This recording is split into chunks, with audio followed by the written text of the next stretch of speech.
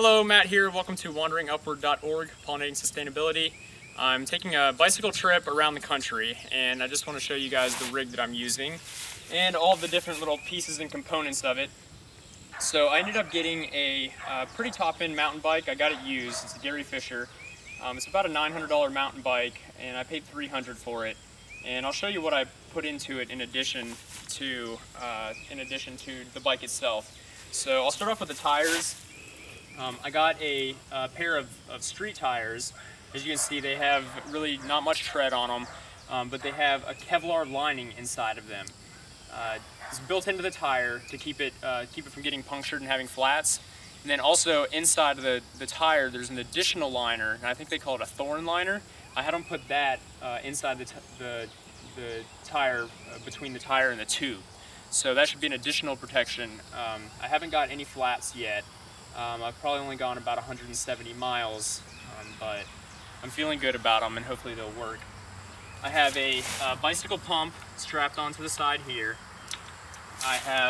This is one of the things that I'm most proud of. I was trying to figure out how to get a basket for the front, and seeing people have cloth baskets that have a strap on them, they can bring them inside with them, which I would like that, but the one real big advantage I have with this is that I can take this bucket off, and it's very tight on here, and it's just strapped on with bungees. So if you can get some system where you have a bucket strapped on, I use this bucket to wash my clothes, transport water.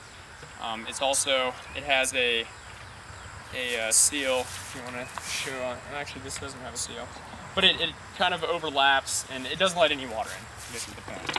And it also has like a locking device. And this is a bucket that comes from a pool supply store. So there's some sort of chemical or something in there. On top of that, I just could put extensions on the handlebars, and these were pretty cheap, and I wrapped them in some kind of cork tape.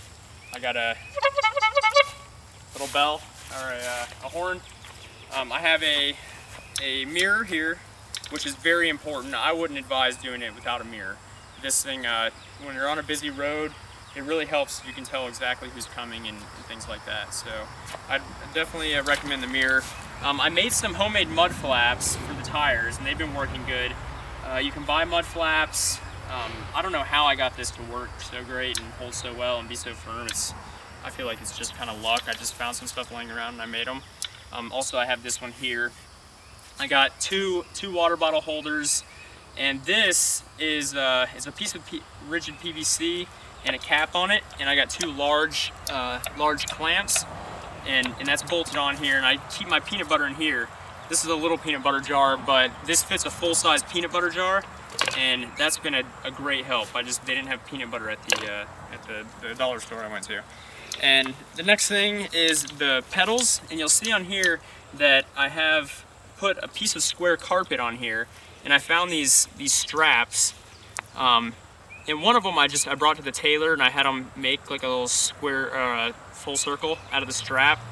I found some straps that worked well, and they slide over the pedals, and this allows me to ride barefooted, which most people seem very skeptical, or they warn me when I tell them I'm riding barefooted.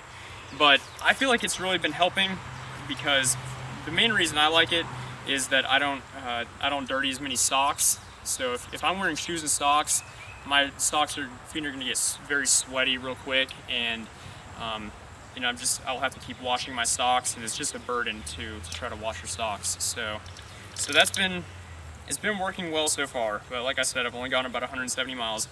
I rode with shoes when the weather was a little bit too cold, and I did have a time when my feet slipped off. But what I found is it was because my feet kind of worked to the edge of the pedal, and I didn't realize it, and my feet slipped off. So barefooted, I feel like my feet are more aware of where they are on the pedals, and hopefully that's going to keep them from slipping off. We'll see. I put duct tape around the post of the seat.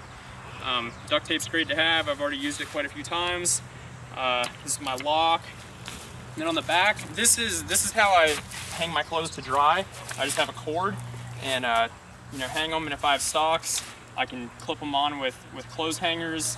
But usually I just put the cord right through the pants, because I've had problems with heavier clothes and clothes hangers popping off with the wind and things.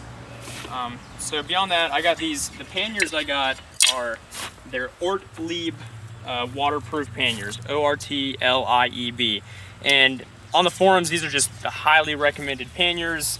They're indestructible, they're completely waterproof. They're pretty much dry bags that mount onto your bike. So you could bring those kayaking with you. You can take them off and put them on your shoulder as a shoulder strap. They've been working great. This is the lid to my pan. I have a aluminum cookware, and I just kind of bungee it on here. And then I have a 20-liter dry bag also that I have for additional stuff. And I have my shoes and my tent. One thing about the tent that I found very good is the tent has a footprint on the bottom and also has a fly, the thing that covers it in case it rains.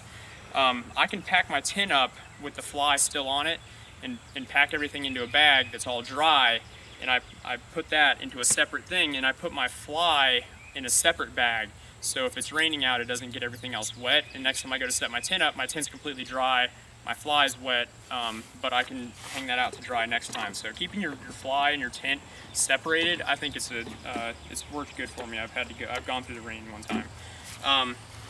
Another pannier on this side, I have a rain suit that hangs here. And these are my tent stakes. I don't keep those in the bag. So my tent is actually in 3 different places. I have the stakes here that are kind of strapped on through the strap, and then my tent itself is in this bag, and then the fly is in the waterproof bag here. This is the Nalgene. You can bring the video camera around this way. The Nalgene fits inside. You can get one of these cups, and it fits snugly inside the cup. So I strap this cup on here, and then the Nalgene has a thing where you can hook it on with a little whatever that is, aluminum clip type thing. So I think that's about it. It's a mountain bike. It's a 18-speed mountain bike. It's got disc brakes on both sides. I got a heavy-duty aluminum rack. I had to get a special rack for a mountain bike because, well, a special rack for a mountain bike with disc brakes. So that's pretty much it. So, till next time.